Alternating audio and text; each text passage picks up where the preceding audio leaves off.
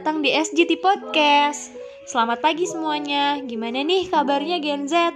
Pagi-pagi udah disemangatin Ayang belum? Kalau belum nih, aku semangatin dengan obrolan produktif untuk mengawali pagi hari ini. Pastinya aku gak sendirian dong, hari ini kita ditemenin bareng teteh-teteh yang cantik dari jurusan bimbingan dan konseling yang ada di Universitas Pendidikan Indonesia. Boleh kenalan dulu kali ya, karena tak kenal maka tak sayang. Dimulai dari aku dulu. Halo teteh-teteh, nama aku Nur Nabila, tapi di SGT Podcast ini aku dipanggil Embil dan asal aku dari Bandung. Halo Teh Embil, salam kenal. Halo juga, boleh dilanjut perkenalannya teteh-teteh? Halo, selamat pagi Gen Z. Kenalin, aku Karisa Cendika Putri, panggil aja Karisa. Pagi Gen Z, perkenalkan nama aku Siratun Hayatul Munah dan panggilanku Niha. Halo, selamat pagi Gen Z, nama aku Yasinta Putri Hairunisa, biasanya dipanggil Yasinta. Pagi Gen Z, kalau nama aku Andi Mutia Inayah, biasa dipanggil Mutia. Halo, salam kenal teteh-teteh dari BK UPI. Selain nama, mungkin di sini boleh ya kasih tahu nih teteh-teteh asal dari mana, biar Gen Z yang dengerin ini jadi tambah kenal juga. Boleh deh dari Teh Karisa, asalnya dari mana? Halo Gen Z, asal aku dari Karawang. Wah, Karawang ya Teh Karisa. Di sana khasnya soto tangkar ya? Iya, bener banget. Oke, yang lainnya dari mana nih? Halo, kalau aku dari Tasikmalaya. Tasikmalayanya di mana? Aku punya temen dari Ciawi, jauh gak dari sana? Kalau aku sih di Indihiyang, lumayan jauh sih kalau dari Ciawi. Oh alah, kapan-kapan bisa mampir nih. Kalau Teh Niha sama Teh Muti dari mana? Kalau aku dari Pati Teh Embil. Kalau Teh Muti dari mana? Halo Teh Embil, kalau aku dari Makassar. Widih, dari Makassar. Ayah aku juga dari sana loh, di Malino. Teh Muti Makassarnya sebelah mana? Wah, ternyata kita sekampung ya. Kalau aku dari Malengkeri, jauh dari Malino. Tapi kapan-kapan kita harus jalan-jalan bareng di kota Makassar, makan pisang epe di pesisir Pantai Losari. Boleh banget, kita agendakan ya Teh Muti. Duh, ternyata pada jauh-jauh nih di luar Bandung semua. Nah, kita udah kenalan nih sama teteh-tetehnya. Kita mulai ke pembahasan ya. Kita sebagai manusia tentunya harus lebih mengenal sosok manusia itu sendiri. Makanya di episode kali ini kita akan membahas mengenai manusia sebagai makhluk pendidikan nih Gen Z. Mau dimulai dari siapa nih Teh? Mungkin dari aku dulu aja. Boleh. Teh Karisa mau bahas apa nih sebelumnya? Manusia sebagai makhluk yang dapat dididik. Wih, pembahasannya menarik ya. Sebelum Teh Karisa membahasnya, kalau menurut aku sih, manusia perlu dididik agar dapat menilai sesuatu baik atau buruk, atau berguna atau tidaknya suatu hal tersebut dalam mensejahterakan kehidupannya.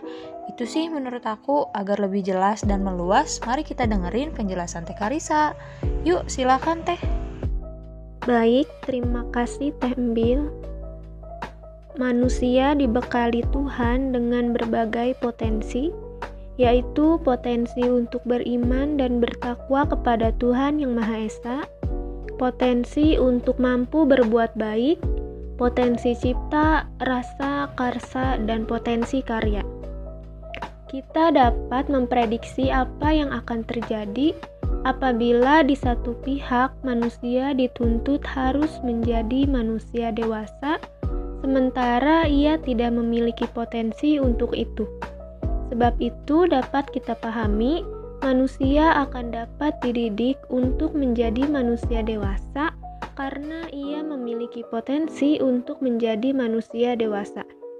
Drijar Kara pada 1986 menyatakan bahwa manusia mempunyai atau berupa dinamika, manusia sebagai dinamika, artinya manusia tidak pernah berhenti, selalu dalam keaktifan, baik dalam aspek fisiologik maupun spiritualnya. Dinamika mempunyai arah horizontal ke arah sesama dan dunia, maupun arah transendental ke arah yang mutlak. Praktik pendidikan merupakan upaya pendidik dalam membimbing manusia atau anak didik yang antara lain diarahkan agar ia mampu menjadi dirinya sendiri atau menjadi seseorang atau pribadi, atau menjadi orang dewasa sesuai pilihan atau cita-citanya sendiri. Pendidikan hakikatnya berlangsung dalam pergaulan, interaksi atau komunikasi antar sesama manusia, antara pendidik dengan anak didik. Melalui pergaulan tersebut, pengaruh pendidikan disampaikan oleh pendidik dan diterima oleh peserta didik. Pendidikan bersifat normatif, yaitu dilaksanakan berdasarkan sistem norma dan nilai tertentu. Di pihak lain, manusia berdimensi moralitas. Manusia dapat membedakan mana yang baik dan mana yang jahat. Sebab itu, dimensi moralitas mengimplikasikan bahwa manusia akan dapat dididik. Berdasarkan uraian di atas, dapat ditemukan 5 prinsip antropologis yang melandasi kemungkinan manusia akan dapat dididik, yaitu prinsip potensialitas, prinsip dinamika, prinsip individualitas, prinsip sosialitas, dan prinsip moralitas. Dengan mengacu kepada asumsi bahwa manusia akan dapat dididik, diharapkan kita menjadi sabar dan tabah dalam melaksanakan pendidikan. Aku harap Gen Z bisa memahaminya ya. Dari penjelasan yang Teh Karissa sampaikan, udah sangat jelas nih menurut aku. Pasti teman-teman Gen Z juga paham kan ya atas penjelasan dari Teh Karissa. Nah, kalau kata aku sih dalam konteks ini, kita justru perlu melakukan introspeksi diri. Barangkali aja terjadi kesalahan-kesalahan yang kita lakukan dalam upaya pendidikan yang sudah dijelaskan Teh Karissa tadi. Sehingga anak didik terhambat dalam mencapai tujuan pendidikan yang diharapkan. Iya, betul sekali Teh Mbil. Terhambat dalam mencapai tujuan pendidikan memang bisa terjadi justru karena diri kita sendiri. Dan maka dari itu, kita perlu melakukan introspeksi diri. Oke, baik Teh, dimengerti sekali penjelasannya. Selanjutnya, siapa lagi nih teteh-teteh yang mau menjelaskan? Boleh aku dulu, Teh? Boleh banget Teh Yasinta. Ngejelasin tentang apa nih Teh? Kalau aku di sini mau ngejelasin tentang manusia yang mampu mendidik. Seperti guru atau dosen ya Teh? Iya Teh, betul sekali. Salah satunya guru dan dosen. Oke deh, Gen Z boleh banget dengerin ini sambil beresin rumah, sarapan, atau lagi di perjalanan. Aku udah gak sabar nih. Dan tanpa menunggu lebih lama lagi, mari kita dengerin penjelasannya ya. Oke, mari kita lanjutkan pembahasannya.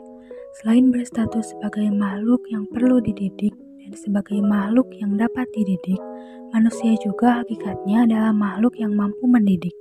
Berkenaan dengan hal ini, Kartono 1992 meminjam istilah dari Langeveld.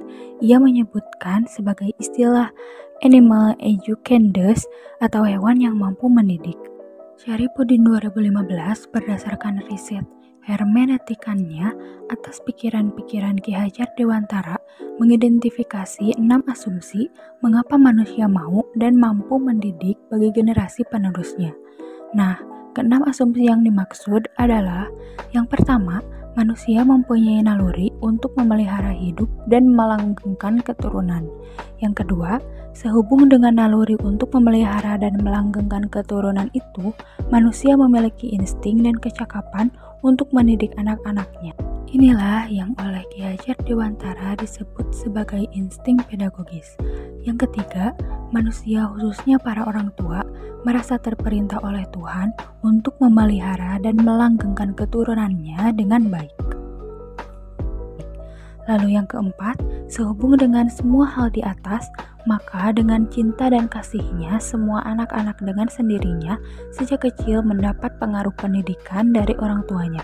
Yang kelima, dengan kekuatan Trisakti, Jiwanya manusia mampu menghasilkan kebudayaan, hidup berkebudayaan, termasuk di dalamnya menghasilkan ilmu pendidikan, sehingga manusia mampu melaksanakan pendidikan berdasarkan ilmu pendidikan dengan penuh kesadaran.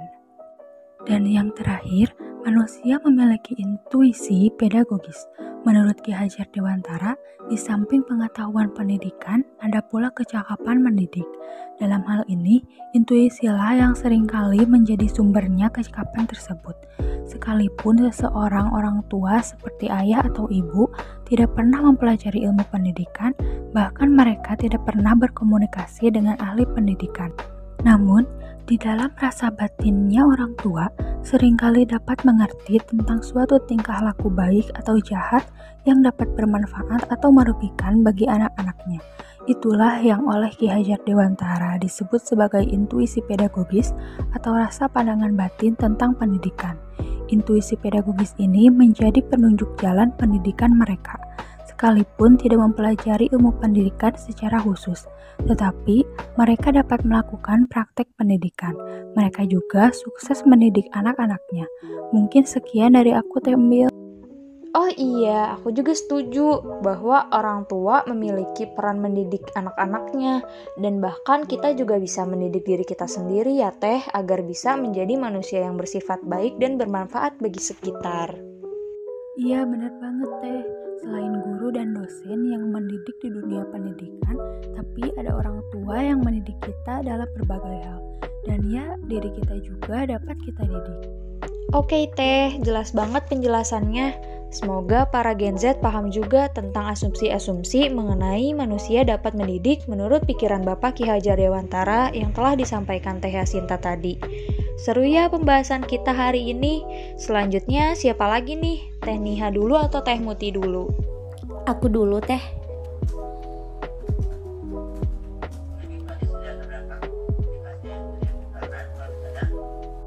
Oke, Teh Muti dulu. Mau membahas apa lagi nih, Teh Muti? Nah, di sini aku mau membahas tentang batas-batas pendidikan. Widih, menarik banget nih.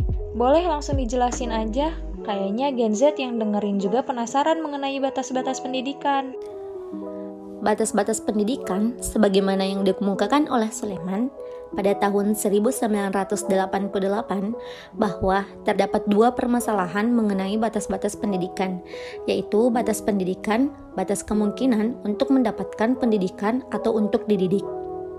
Dalam konteks ini, pendidikan adalah upaya sengaja yang dilakukan oleh orang dewasa untuk membantu atau membimbing anak agar mencapai kedewasaan. Batas pendidikan dapat dibedakan menjadi 3 jenis, yaitu batas atas dan batas bawah pendidikan. Batas bawah pendidikan yang berlangsung ketika anak mulai mengenal kewibawaan, yaitu kurang lebih sekitar 3,5 tahun. Adapun batas atas pendidikan ketika anak tercapai atau ketika mencapai kedewasaan. Selanjutnya, batas pendidikan yang berhubungan dengan pribadi anak. Praktik pendidikan hendaknya dilaksanakan dengan memperhatikan dan mempertimbangkan anak didik. Pendidik dalam hal ini hendaknya memperhatikan kepribadian peserta didik. Contoh, pendidikan di mana pendidik menggunakan kekerasan untuk mendidik peserta didik yang menjurus pada pengabaian kepribadian anak, sehingga anak nyaris diperlakukan sebagai hewan. Lanchfeld pada 1980 pernah mengingatkan bahwa pergaulan yang tidak menghormati keanakan itu menunjukkan kekurangan dan ketidaksempurnaan pedagogis. Batas kemungkinan dididik diyakini bahwa manusia dilahirkan membawa berbagai potensi atau bakat. Batas pendidikan hanya berurusan dengan potensi atau bakat mana yang harus diwujudkan dan sejauh mana potensi yang ada di dalam diri anak telah diwujudkan. Selain itu, batas kemungkinan dididik berhubungan dengan kelamin peserta didik dengan mengembangkan anak sesuai kodratnya. Segitu aja yang bisa aku sampaikan. Boleh langsung dilanjut dan ditambahkan aja ya Teh dengan pembahasan yang sama oleh Teh Niha. Iya boleh, silahkan Teh Niha.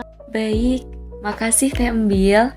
Selain batas-batas pendidikan yang sudah dijelaskan Teh Muti barusan, batas-batas pendidikan itu memiliki sifat individual. Batas pendidikan bagi setiap anak kemungkinannya berbeda-beda, karena jenis kelamin dan bakat setiap anak juga berbeda. Batas pendidikan tidak dapat disamaratakan untuk anak yang satu dengan anak yang lainnya. Membahas tentang dasar dan ajar. Berkenaan dengan masalah batas-batas pendidikan yang berhubungan dengan perkembangan anak didik, selanjutnya muncul pertanyaan, manakah yang paling menentukan dalam perkembangan anak didik? Apakah faktor pembawaan atau faktor pendidikan? Kemudian terdapat 3 aliran pokok yang menjawab pertanyaan tersebut. Yang pertama ada nativisme, kedua ada empirisme, kemudian yang ketiga ada konvergensi. Kita membahas yang pertama dahulu ya. Yang pertama yakni nativisme. Tokoh aliran nativisme yang terkenal adalah Schopenhauer. Wah, rada sulit juga ya ini pengucapannya. Schopenhauer. Penganut teori nativisme ini beranggapan bahwa setiap individu dilahirkan ke dunia dengan membawa bakat atau potensi yang merupakan faktor turunan yang berasal dari orang tua. Kemudian, bakat dan potensi ini diyakini menjadi faktor penentu perkembangan individu, sedangkan lingkungan tidak berpengaruh terhadap perkembangan anak. Sifat manusia bersifat permanen dan tidak bisa diubah. Implikasi teori nativisme terhadap pendidikan yaitu kurang memberikan ruang bagi pendidik dalam upaya mengubah kepribadian anak didik. Berdasarkan hal itu, peranan pendidik atau sekolah sedikit sekali dapat mengubah perkembangan anak didik. Karena sifat manusia yang bersifat permanen dan tidak bisa diubah, teori ini dikenal sebagai teori yang pesimistik terhadap peranan pendidikan. Kemudian yang kedua ada teori empirisme. Tokoh aliran empirisme antara lain John B. Watson. Aliran empirisme menolak asumsi nativisme. Mereka beranggapan bahwa setiap anak dilahirkan ke dunia dalam keadaan bersih, ibarat papan tulis atau buku yang belum ditulisi. Faktor penentu perkembangan individu adalah lingkungan atau pengalamannya. Maksudnya, hasil belajar dan faktor penentu utama dalam belajar itu dari lingkungan serta pengalaman individu. Dengan demikian, aliran empirisme tidak percaya kepada faktor bakat atau potensi yang merupakan turunan sebagai penentu perkembangan individu. Implikasi teori empirisme terhadap pendidikan yakni memberikan ruang sepenuhnya bagi pendidik dalam proses belajar untuk dapat membentuk kepribadian peserta didik. Tanggung jawab pendidikan sepenuhnya diberikan kepada pendidik. Kemudian, aliran yang ketiga yakni konvergensi. Tokoh aliran konvergensi antara lain ada William Stern. Aliran konvergensi ini menyatukan dua aliran antara aliran empirisme dan aliran nativisme. Penganut aliran konvergensi berasumsi bahwa perkembangan individu ditentukan oleh faktor bakat atau potensi yang merupakan faktor turunan maupun faktor lingkungan atau pengalaman. Aliran konvergensi ini menganut dua paham ya, antara paham nativisme dan paham empirisme. Implikasi teori konvergensi terhadap pendidikan yakni bahwa perkembangan anak didik mendapat pengaruh baik dari bakat bawaan maupun dari lingkungan, termasuk dari pendidik. Kedua hal itu bersama-sama memberikan kontribusinya terhadap perkembangan anak didik. Kiranya konvergensi inilah yang cocok kita adopsi dalam rangka praktik pendidikan. Sekian penjelasannya dapat aku sampaikan, Gen Z. Wow, ternyata pendidikan memiliki batas-batasnya. Penjelasan dari Teh Muti dan Teh Niha menarik dan jelas sekali, ditambah dengan implikasi-implikasi terhadap pendidikan. Aku harap episode ini yang membahas manusia sebagai makhluk pendidikan dengan beberapa pembahasan mengenai manusia dapat dididik dan mendidik, dan juga mengenai batas-batas pendidikan dapat menambah wawasan dan pengetahuan Gen Z pada pagi hari ini ya. Enggak hanya itu, semoga pembahasan ini juga bisa membuat Gen Z yang mendengarkan ini dapat mengenal sosok manusia sebagai makhluk pendidikan ini seperti apa. Mungkin ada yang mau disampaikan dari teteh-tetehnya sebelum diakhiri podcast kali ini. Mungkin dari aku aja ya teh, perwakilan dari yang lainnya. Untuk teman-teman Gen Z, semangat ya belajarnya. You are never too old to learn. Wih, benar banget yang dikatakan Teh Muti, tidak ada kata tua untuk belajar. Oke, terima kasih banyak ya kepada teteh-teteh dari BKUPI yang udah mau sharing di SGT Podcast pada hari ini. Semoga di lain kesempatan kita bisa membahas sesuatu lagi di podcast ini. Dan tentunya makasih banyak untuk Gen Z yang udah mendengarkan podcast ini sampai selesai. Semangat menjalani hari yang cerah ini ya, dan tetap mematuhi protokol kesehatan agar kita terhindar dari wabah yang terjadi saat ini. Aku Nur Nabila dengan panggilan kesayangan kalian Embil pamit. Sampai jumpa di episode SGT Podcast selanjutnya. Bye-bye.